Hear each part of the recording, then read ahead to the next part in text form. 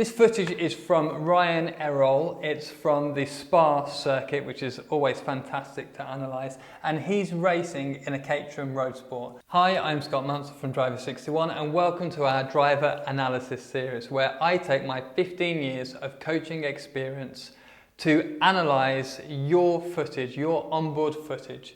So let's jump into it. So we're coming down the start-finish straight here at Spa. Ryan's trying to stay in the tow of the car in front. Now I'm just going to watch a lap first of all before I give any feedback. I don't want to jump into to making any harsh feedback. And what I'm doing here is I'm not only looking at the view down the track, but more importantly I'm actually watching the steering wheel because the steering wheel gives me information about the balance of the car. What would be fantastic was that if we had the throttle and brake pressure on here as well, so I could actually see what he's doing on the pedals, but unfortunately I don't have that. So we're going to just try and use the audio so we can hear when he gets back on the accelerator. So interestingly here, Ryan has a bit of a flappy wheel arch, so I don't know if he had some contact earlier in the race. Having a good battle here with this car, through Lacombe. Now the big thing around Spa in one of these road sports, which you know they're not the quickest of cars, the tow will be absolutely huge. The Caterhams aren't the most aerodynamic of cars, and so a tow around such a quick and long circuit like Spa will be worth an absolute massive amount. I would say probably over a second, between 1 or 2 seconds a lap. I'm not sure. I'm sure there's some Caterham drivers who have raced at Spa that can let me know the precise amount. We're sat in this guy's tow, coming down to Pouhon, downhill into Pouhon. Really exciting corner. And a decent exit. So again, I'm just gonna let the lap progress before I make any analysis. Into the chicane here. Use a bit of the curb. Fantastic. And away we go.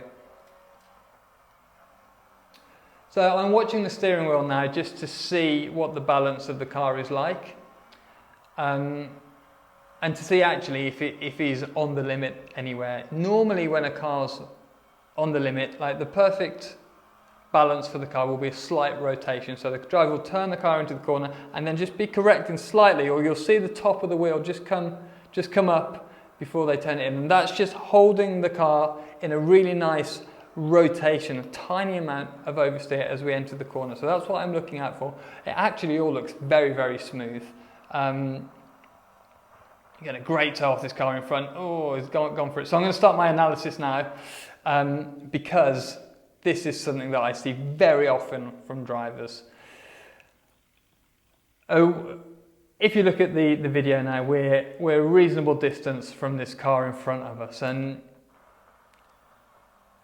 we're putting ourselves in a position here. If you look at the distance down to the bus stop chicane, there's not that much space left. We're not really alongside the car. Well, we're not alongside the car at all in front of us.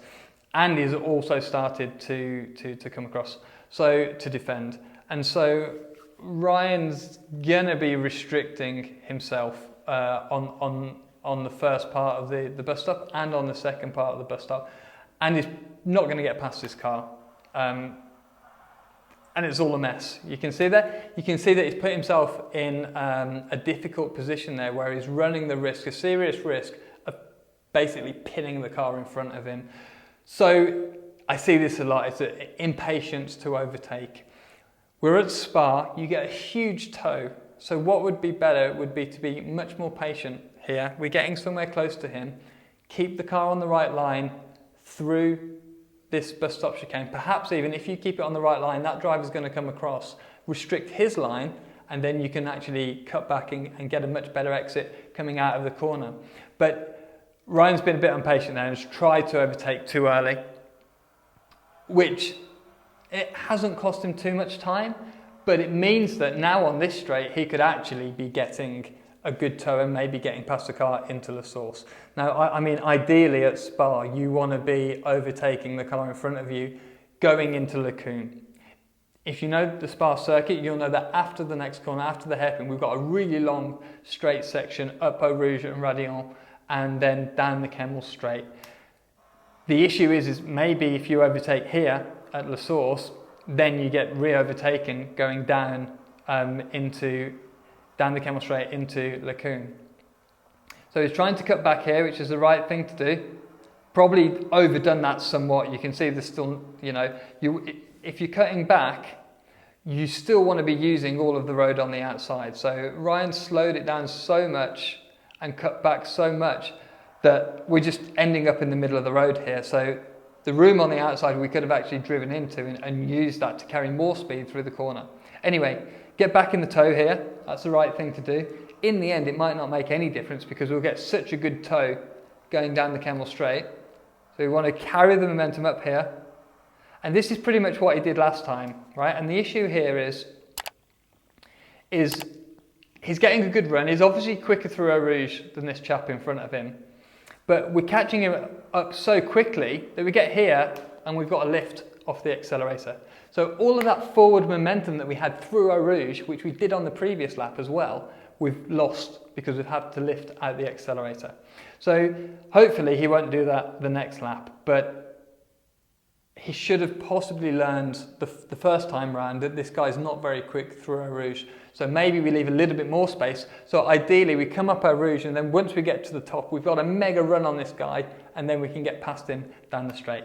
Having said that, we might still get away with it. Look at the car going away from us now, right? Because we've lifted when we're going uphill and we've lost all of our momentum. So we should have been past this guy now, and this is something that I've spoken a lot about in these videos, is the efficiency in overtaking. Now we're still probably going to catch him up because of the tow. Look at how big that tow is, it's incredible.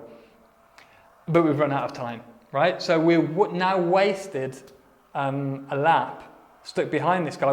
If you look in the mirror here, we've got a couple of guys behind us with fairly inefficient overtaking. So Ryan, in terms of your strategy of overtaking at Spa, have a look at the track map. You understand where the quick points are, where you get the massive tow, and then try and strategize and be a bit more patient with your overtaking so that you're coming out of La Source, the hairpin, down the hill with a decent space, carrying the momentum up Kemmel, so you're kind of catching the car up and then you'll be past him in the tow and it's done. You won't need to be a hero on the brakes.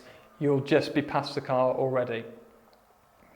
So in terms of your driving style, honestly, it's pretty tidy. I would say that actually it's probably over tidy. And I don't mean that you should be more rough with the car. I mean that you're just not quite over the limit of it enough of the time. So I can see you're steering so smooth that that the car isn't working that hard. So we do need to try and push a little bit quicker into a lot of the corners. I haven't seen the rear of the car step out, and I've driven these Caterhams quite a lot, and I know, we're not grabbing it by the scruff of the neck because we don't want to overdrive the car, but the thing should be, it should be on it should be rotating. It should be rotating enough so that I can see the rotation through the steering wheel. I should be able to see the correction through the steering wheel. So coming down to Blanchimont now, the flappy wheel trim here won't be doing you any favours with your top speed. We're getting a good run. It's a long way down here in the Caterham, isn't it? Good on the brakes. Hook it up on the curb, focus on the exit. The guy in front's gone too deep here, so you'll get a good run coming out of here on him.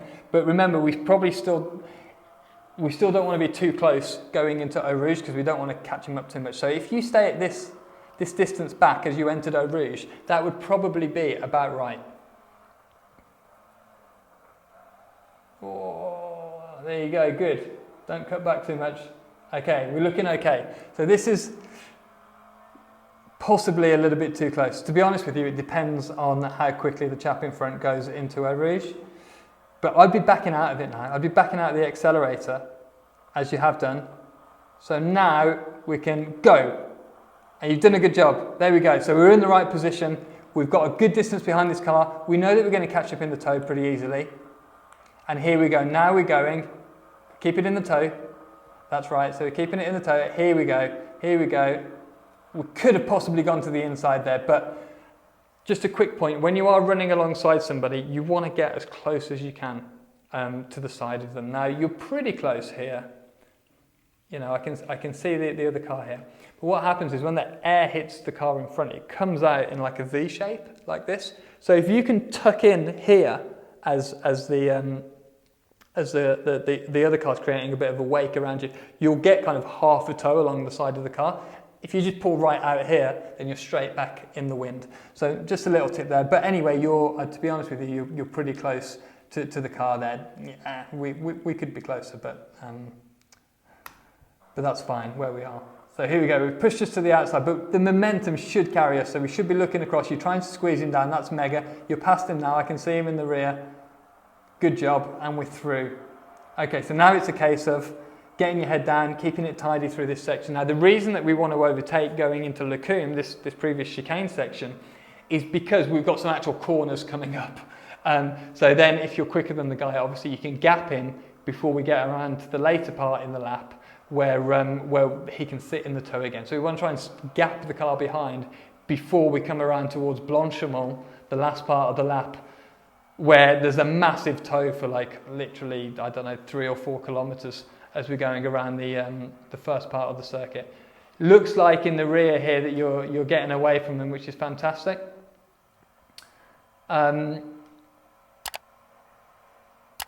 Decent exit there. He's just made a mistake, I think. Yeah, he's just made a mistake in the back. So if you watch let me just pause it and go back. If you watch the rear view camera here, in the middle of Pouhon, he has a big wobble. He's coming too hot. There you go. So if we just go forwards and we're watching this camera up here, he gets it onto the AstroTurf. There's a little bit of AstroTurf beyond the curbing there, with some steering angle in, and has a bit of a moment. So I don't think you'll be seeing him again. So now you're all by yourself. Get your head down. You never know what's going to happen later in the race. I don't unfortunately know how far through the race we are here, but you never know, someone's going to have a bit of a half spin or there's going to be a safety car, so just get your head down, keep on using your delta. You're obviously using a V-box here that we can see, so you should have an OLED display in the car.